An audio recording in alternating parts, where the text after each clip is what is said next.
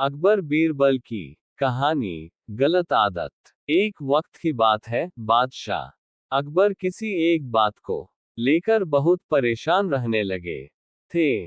जब दरबारियों ने उनसे पूछा, तो बादशाह बोले, हमारे शहजादे को अंगूठा चूसने की बुरी आदत पड़ गई है। कई कोशिश के बाद भी हम उनकी यह आदत छुड़ा नहीं पा रहे हैं।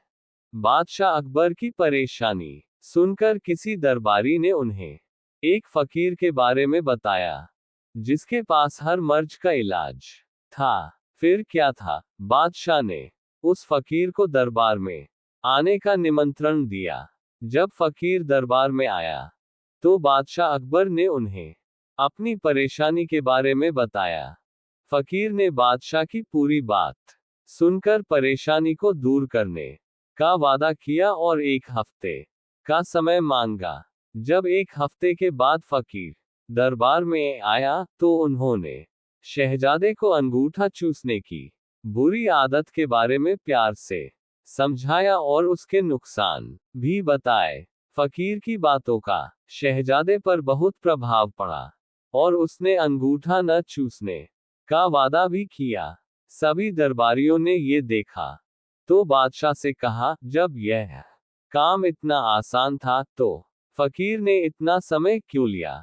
आखिर उसने क्यों दरबार का और आपका समय खराब किया?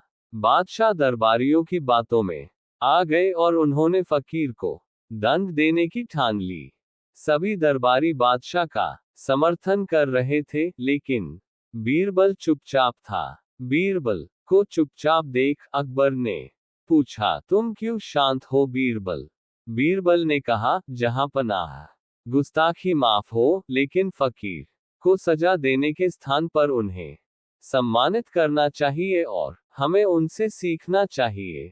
तब बादशाह ने गुस्से में कहा, तुम हमारे फैसले के खिलाफ जा रहे हो। आखिर तुमने ऐसा सोच भी कैसे लिया? जवाब दो।